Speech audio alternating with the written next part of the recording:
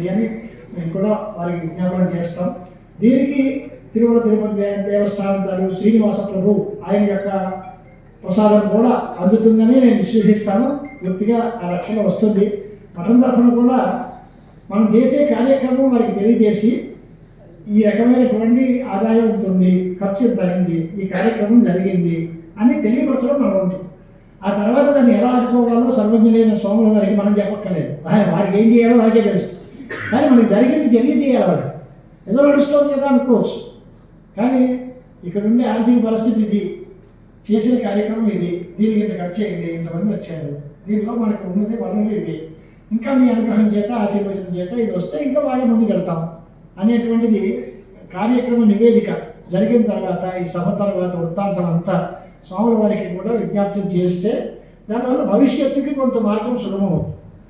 వారు మీరు అడగండి, వారు ఇస్తారు, ఈ మాటలు నేనేమంటలేదు, కానీ జరిగింది వారికి తెలియజేయడం కూడా మనం వంతు బాధ్యత.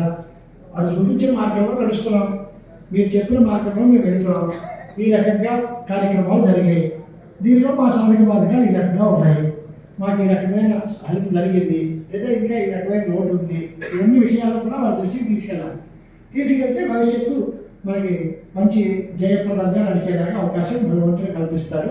అదొక రకం అంటారు. ఇప్పుడు అర్థజ్ఞానం దగ్గరికి వచ్చేసాము, వేదాధ్యయనము, వేదంతో పాటు మార్త ప్రయోగం కూడా నేర్చుకోవాలి కదా. ఇవాళ సమాజంలో పెద్ద ప్రశ్న ఏంటి అంటే వేదం చదువుకుంటే భక్తి ఎలాగా, వాళ్ళకి జీవనోపాధి ఎలాగా, అదొక పెద్ద ప్రశ్న. అందరిలోని క్వశ్చన్. చదువుకుంటే జీవించాలి కదండి, నెలవారీగా వాళ్ళకి ఏదో పోషణకి ఎలాగ ఏర్పాటు ఏమిటి అనేది ఒక ప్రశ్న వస్తుంది అందరిలో. దానికి సమాధానం ఇదొకటి అందరూ అది భగవంతుడే కల్పిస్తాడు అండి. ఇరవై గర్భగతస్యాలు వృత్తిని కల్పితవాన్ కూడా భాగవతంలో చెప్పిన మాట నిజమే. నేను తల్లి కడుపులో ఉన్నప్పుడు ఎవరన్నా పెట్టాడో ఆయన ఇప్పుడే సుప్త అథవా మత ఆయన నిద్రపోతున్నాడా, లేక చచ్చిపోయాడా భగవంతుడు, ఆయన లేడా, మమ్మల్ని ఆయన చూడా, ఈ మాటలు వేరు. కానీ వ్యవహారంలో ఉన్నప్పుడు దీనికి రక్షణోపాయం ఏంటి అనేది మనం ఆలోచించుకోవాలి. అంటే వీళ్ళందరికీ ఉపాధిని కల్పించే బాధ్యత సమాజమైనా తీసుకోవాలి, లేదా సమాజానికి అవసరమైన ఎటువంటి సేవలు మనం చేసుకుని తద్వారా మనం ఆర్థికంగా బలపడాలి. సమాజానికి ఆర్థికంగా ఉపయోగపడడం అంటే వేదం పారాయణ చేసి ఆశీర్వచనం చేస్తాము అంటే చాలా ఉత్తమాధికారులు అదే భాగ్యం అండి అంటారు. కానీ మధ్య స్థాయిలో సామాన్యులైనటువంటి వాళ్ళు మాకు ఇంట్లో ఏదో పెళ్ళో ఒడిగో చేస్తే వీళ్ళు మాకు ఎలా ఉపయోగపడతారు, లేదా మా ఇంట్లో ఏదైనా దేవతలకో పితృదేవతలకో ఏదో కార్యక్రమాలు చేస్తే వీళ్ళ వల్ల మాకు ఏ లాభం జరుగుతుంది, ఇవి ప్రశ్నలు సామాజికంగా ఉంటాయి. వీటికి మనం సమాధానం చెప్తే వేదాంతాలు చదువుకున్న వాళ్ళకి ఋగ్వేద స్మారకం ఒక ఏడాది కొద్దిగా 2 ఏళ్ళు చదువుకుంటే చాలు, అంతకంటే ఎక్కువ కాలం అక్కడే. అది కనుక చదువుకుంటే బంగారాన్ని వాసన తగ్గినట్టుగా ఉంటుంది.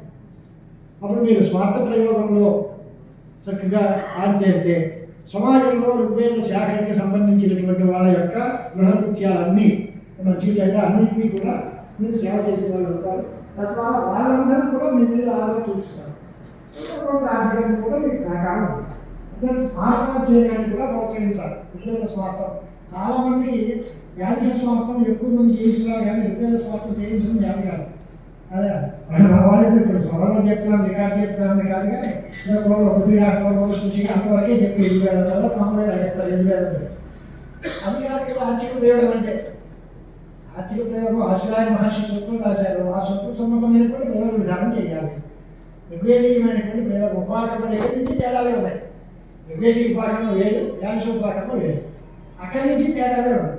అంటే ఆ ప్రయోగాన్ని మనం నేర్చుకుని మన యజమానులకి అందరికీ కూడా మనం చేయిస్తే దానివల్ల ఈ శాఖ పడుతుంది.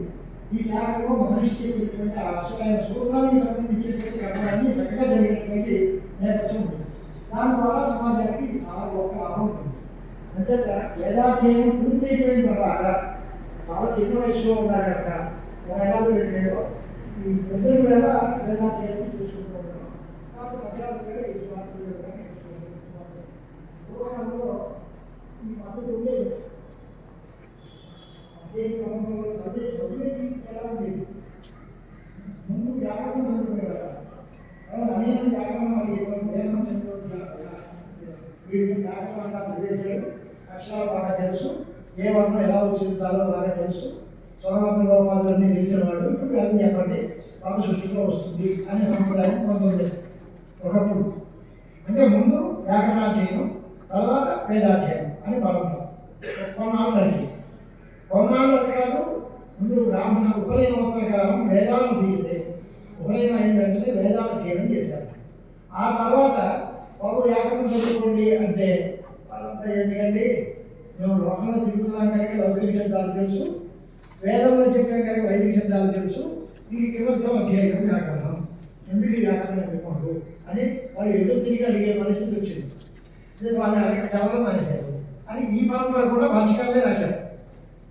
పూర్వం మన అనాది పరంపరలో అధ్యయనంలో రెండు పద్ధతులు ఉండేవి. తర్వాత సమన్వయ మార్గంతో మరో అధ్యయనం పద్ధతి ఉండేది. శుక్లపక్షంలో వేదాధ్యయనం, కృష్ణపక్షంలో అంగాధ్యయనం. అలాగే ఉత్తరాయణంలో వేదాధ్యయనం, దక్షిణాయనంలో అంగాధ్యయనం. ఇది ఈ పక్షాలన్నీ కూడా పూర్వం మన వాళ్ళు చేశారు. అంటే వాళ్ళ ఉద్దేశం ఏంటి అంటే ఏదో ఒక వేద చదివే వాళ్ళు అదొక తెగ వేదంతో సబ్జెక్ట్ చేశారు. ఈ వ్యాకరణం చదివే వాళ్ళకి వీళ్ళు వ్యాకరణం వేదం అక్కర్లేదు వీళ్ళు అలా ముక్క చేసేస్తే తీర్థానికి తీర్థం ప్రసాదానికి అయిపోతుంది. అలా కాకూడదు, అందరికీ అన్నీ కావాలి.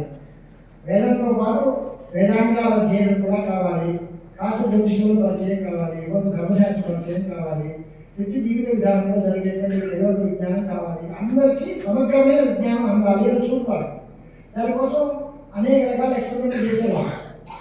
ముందు ఒకటి తర్వాత ఒకటి, లేదా ముందు వేదం తర్వాత అంగాలు, మన ముందు అంగాలు తర్వాత వేదాధ్యయనం. అది రెండు సమకాలం, రెండు దక్షిణాయనంలో. అది అలా కాకుండా గట్టిగా ఉండదండి మర్చిపోతారండి పోనీ అది స్వాధ్యాయ దివసాల్లో ఇటు చెప్పి అన్నధ్యాయ దివసాల్లో రకమాలైనా సంస్కృతం ఏదో చెప్పించండి అనే పద్ధతి కూడా ట్రై చేశారు. అంటే ఎలాగో అలాగ వీళ్ళకి ఈ రకమైన విజ్ఞానం అందజేయాలి అనే ప్రయత్నం మహర్షులు చాలా రకాలుగా చేశారు. ఇవాళ కొన్ని పాఠశాలల్లో ఆ రకమైనటువంటి ప్రయత్నాలు అవలంబిస్తున్నారు. సంస్కృతం కూడా ఒక పాఠ్యభాగంగా కొంత ముందు సంహితా భాగం లొంగిన తర్వాత వాళ్ళకి స్వరం పట్టుబడి చక్కగా గురువుగారు చెప్పిన దాన్ని బాగా సొంత చెప్పుకోగలరు అనే స్థాయి వచ్చిన తర్వాత ఒక 2 ఏళ్ళు పోయిన తర్వాత వాళ్ళకి సంస్కృతంలో కూడా ప్రవేశించి నేర్పించి కొన్ని శబ్దాలు ధాతువులు అన్నీ నేర్పించి సంస్కృతం పూర్తయ్యే నాలుగు సంస్కృత భాషా పరిచయం జ్ఞానం కూడా ఉంటే ఆ తర్వాత ఏదైనా ఒక ప్రయోగం తీసుకొస్తే దానిలో ఏ లింగం ఉండాలి, ఏ వచనం ఉండాలి, ఏ భాష ఏ శబ్దాన్ని ఎలా వాడాలి, యజమాని పురుషుడైతే ఎలా చెప్పాలి, స్త్రీ అయితే ఎలా చెప్పాలి, సంకల్పాలు లింగవచనాలు అన్నీ తెలుస్తాయి.